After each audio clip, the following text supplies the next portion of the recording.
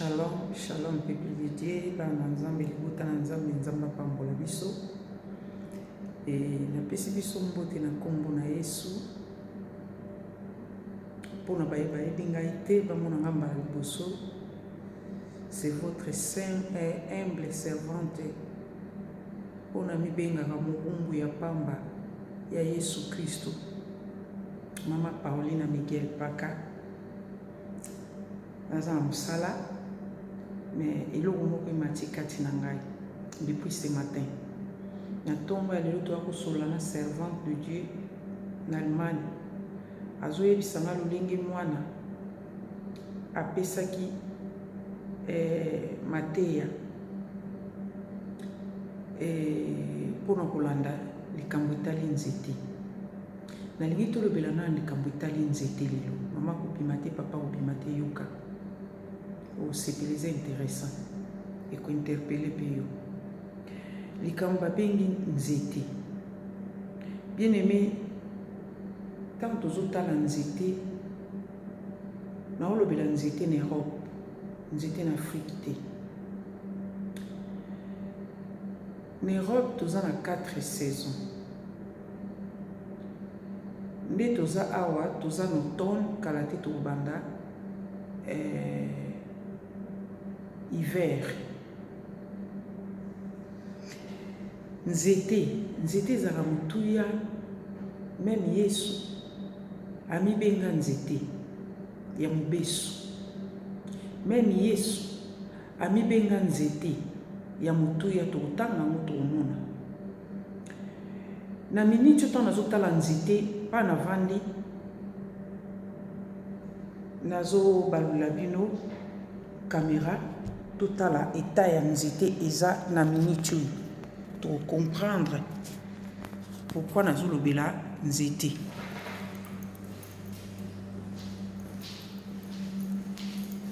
Nalingi totala na ba nzete.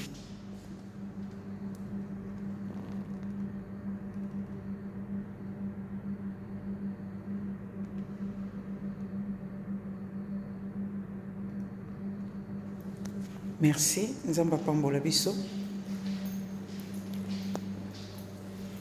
Moi na zongo malamu ezate ndene bisipino nazana musala. Nazana musala ezo matanga ya ona linga ki to partager ya. Tomoni nzete eta ya nzete. Nzete to uti omona tomoni ba nzete belé menio ezana ba feuille ya jaune. Nzete ebotaka mbuma. Nzete to bénéficiera nango.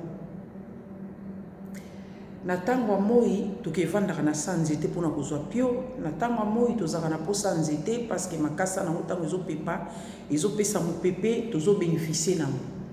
Nzete na été nzete eza na ba fleur ya makasa ya kitoko, makasa eza vert. Makasa nzete tango eza vert et tozomona nzete eza en bonne santé. Bandeke bayaka bavandaka likolo ya nzete, basalaka bazala na bango, bato bayaka babukaka bambuma oyo nzete botaka, tomonaka bakerel banyama oyo batambola likolo ya nzete bamataka basakanaka likolo ya nzete e makambo ebele esalamaka likolo ya nzete. Biso pe bato toyaka tobukaka bambuma toliaka likolo ya nzete. Likolo ya nzete eya na makambo ebele esalamaka na likolo ya nzete. Mais wana na moma wana nzete ezosepela eza na kati ya gloire nango parce que mutu nyonso azokosinteresse na nzete wana nde nalobi nzete kopesa place ya pio tokoya tokofanda na tokoprofite na pio nango. Biso nyonso tozaka na intérêt moko na nzete tokende koprofite eloko ya malamu oyo eza na kati ya nzete wana. Na ndeke, na ngamutu, na ekerel. Donc biso nyonso tobénéficiaka na nzete. Mais eza na problème moko oyo eyelaka nzete. Nzete na automne ndenge tokomi bo na tango ya automne nzete ekomi ko perdre oyo ezali gloire nango. Gloire ou bien oyo ezali bénéfice o bato bazali koya ko bénéficier likolo ya nzete. Nzete komi ko perdre ba makasa nango. Makasa nzete komi ko kweya et komi jaune et komi ko kweya ezo perdre o ezali valeur nango. Biloko bato ba considérer kati na nzete et komi ko beba. Bambuma o bato bande koya ko buka esili makasa komi ko kweya nzete komi sans valeur muta ko considérer les son nzete azalité mutu oya kotala son nzete azalité et nzete etikali yango moko akomi koleka na temps ya solitude nzete akomi kokoma rejeté mutu moya kovanda so na se ya nzete wana azalité nzete komi rejeté nzete zo subir moment moko ya pasi ya difficile moment oyo nzete ka ko expliquer biso tanga perdaka makasa na ye eta na ye ezalaka ndenge nini asantaka ndenge nini nzete kama tayebi makambo oyo azo traverser na moment oyo ya malili oyo makasa ekomi kokauka ba makasa nyonso ekomi kokweya akomi ko perdre yango nzete mutu moya tala ye lisusu azate na minute oyo mutu moya aza so na besoin ya nzete azate mutu akozala na posa mopepe uta na nzete azate parce que nzete akopesa so mopepe te makasa eza kolemba nde touti komona yango etelemi kaka. Alors wana eza étape ya liboso nzete aza rejeté akomi bato bakomi donc bato aza so na considération te bato bazo considérer lisusu te mutu azotala lisusu nzete aza te mutu akoya lisusu kosimba nzete aza te mutu akokarese nzete aluka mata na nzete aza te mutu akoluka fanda so na sa nzete aza te nzete akomi kozala abandonné mais eza na étape ya suka te parce que hiver mpe ezoya toza na printemps azosibi et pardon automne na automne mwa bamalili wana nde ezosalaki aperdre babiloko oyo azalaki nango mpe considération pa bato mais nzete akoma lisusu piétine koleka na ntango ya hiver na ntango ya hiver nzete akotikala betape ya pamba akotikala betape ya pamba likasa ata moko ezalaka su te na nzete etango tozomona nzete tozomona ngo na hiver tomonaka nzete ondire nzete eza kokauka nzete eza kokauka mutu mo akopusa na supa nzete wana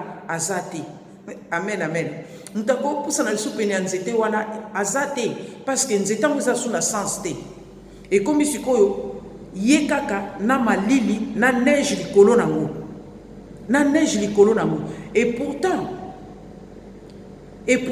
nzete wana eza na valeur nzete wana malgré biso bato tozomonaka eza su na valeur te biso bato tozomonaka nzete wana eza su na ntina te moye topusa na supe na nzete wana eza te moye tovanda lisusu mbuma eza te likasi eza te nzete ekomi bolumbu nzete asibir humiliation humiliation nzete azosibir humiliation nzete azosibir humiliation aza na kati ya douleur na kati ya souffrance nzete aza rejeté nzete aza humilié nzete aza condamné nzete aza donc nzete aza lisu na ntina te nzete aza lisu na ntina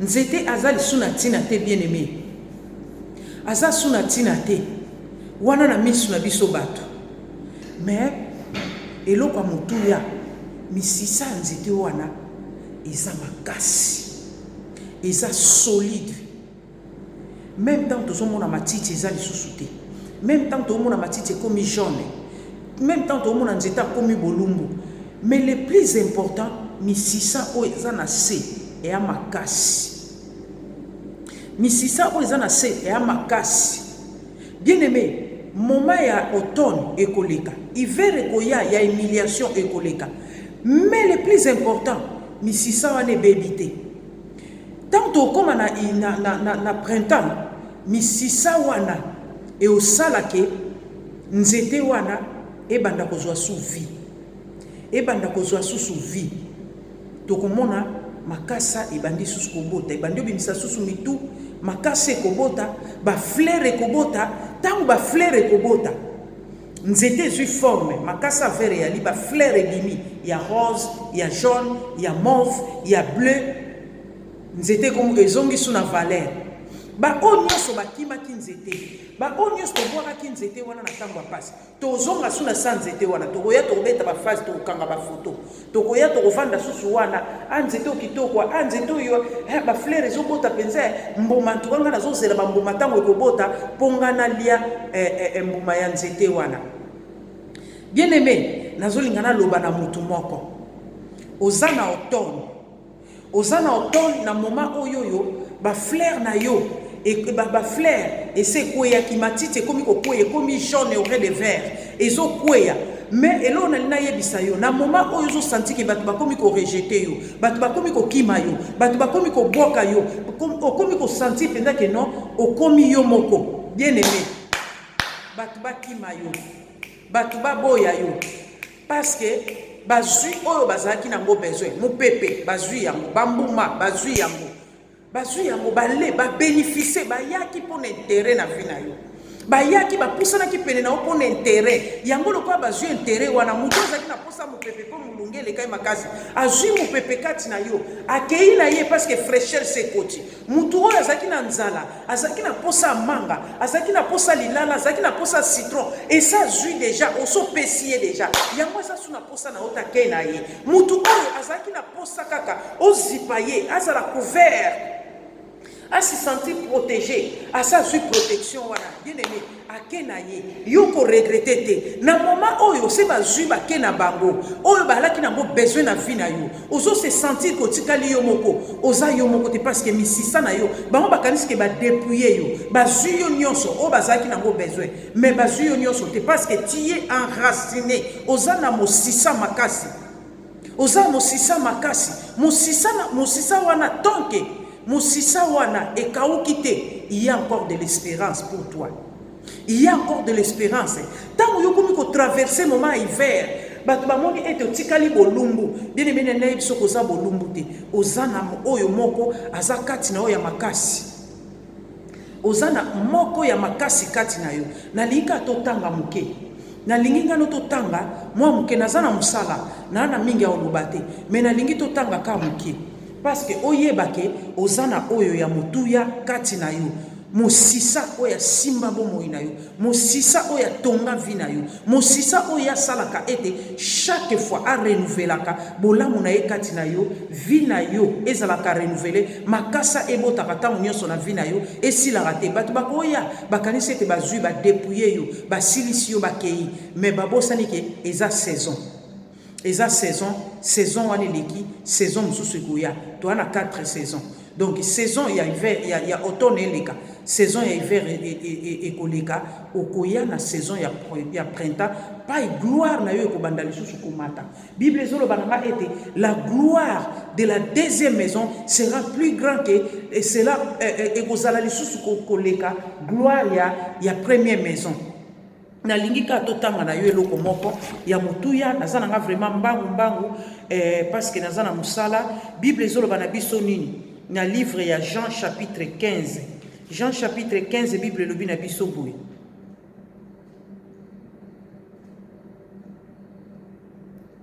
Jean chapitre 15 bible elobi boye merci Yesu azali nzete ya vino ya solo ngai nazali lokola nzete ya solo ya vino pe tata na ngai azali nkolo ya elanga bitape na ngai oyo ebotaka mbuma te ye akokata yango kasi oyo ebotaka akobongisa yango po tango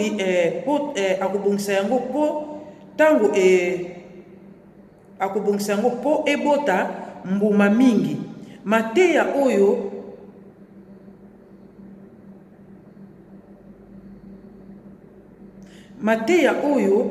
napesaki bino esi ebongisa bino kala bokangana na ngai tozala moto moko etape moko te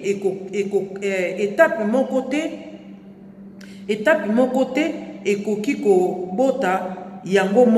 kobota yango moko soki ekangami na nzete ya vino te bino pe ndenge moko. Haleluya. Oh. Bino pe ndenge moko. Bino pe ndenge moko. Bokoki kosala eloko te soki bokangani na ngai te. Ngai nazali lokola nzete ya vino, bino bozali bitape. Moto moko te oyo akangana na ngai akobota mbuma mingi. Moto moko akangana na ngai akobota mbuma mingi. Pamba te soki ngai nazali na bino te, bokoki kosala ata eloko moko te. Moto oyo akangani na ngai te, bakobwaka ye na libanda ndenge babwakaka etape ya pamba.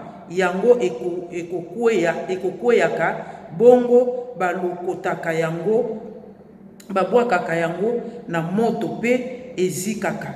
Soki bokokangana na ngai pe na maloba na ngai, bokoki kosenga nyonso oyo bolingi pe bokozwa yango. Amen, amen.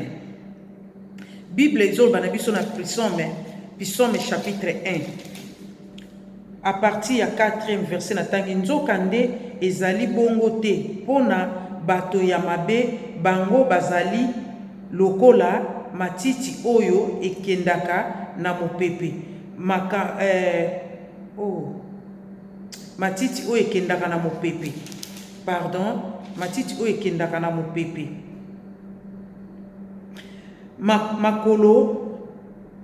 Makolo ekendaka na mopepe, mokolo na mokolo.